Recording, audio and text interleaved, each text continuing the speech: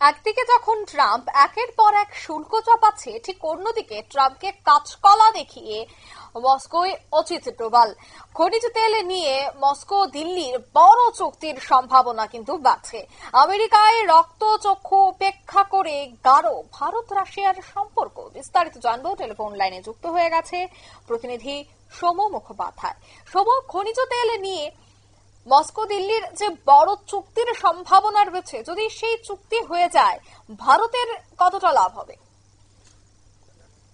যেটা বিষয় হচ্ছে যে বর্তমানে রাশিয়ার থেকে ইউরোপীয় বা আমেরিকার দেশগুলো তেল কেনে না। ইউক্রেন রাশিয়া যুদ্ধ আরম্ভ হওয়ার পর থেকেই রাশিয়ার যে খনিজ তেল আছে সেই তেলের বেশিরভাগটাই মূলত আমদানি করে ভারত। আর যখন ট্রাম্প প্রতিদিনই ভারতকে একটা হুমকি দিচ্ছে, গতকালও আরো শুল্ক চাপানোর হুঁশিয়ারি দিয়েছে, যেহেতু ভারত ট্রাম্পের কথা শুনে রাশিয়ার থেকে তেল কেনা বন্ধ করেনি, সেখানে ট্রাম্প গতকালই একটা হুঁশিয়ারি দিয়েছে, ফের আরো শুল্ক চাপানো হবে ভারতের ওপর।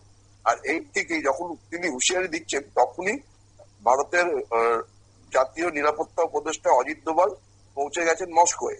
যেটা জানা যাচ্ছে যে ভারত ও রাশিয়ার মধ্যে যে দীর্ঘদিনের কূটনৈতিক সম্পর্ক, মূলত সেটা জোরদার করার জন্যই ভারতের জাতীয় নিরাপত্তা উপদেষ্টা রাশিয়া সফর করছেন।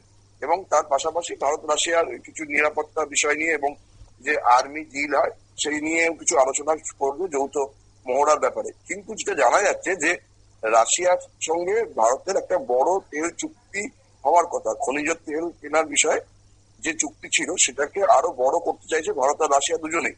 এবং সেই বিষয়েই নাকি মূলত অজিত ডোভালের মস্কো সফর, সেই বিষয়টি নিয়ে আলোচনা করার জন্যই অজিত ডোভাল মস্কোতে গেছেন। এবং সেখানে গিয়ে তিনি রাশিয়ার সঙ্গে তেল আমদানি করার ব্যাপারে যে চুক্তি, সেই ব্যাপারে একদমই অসংখ্য ধন্যবাদ।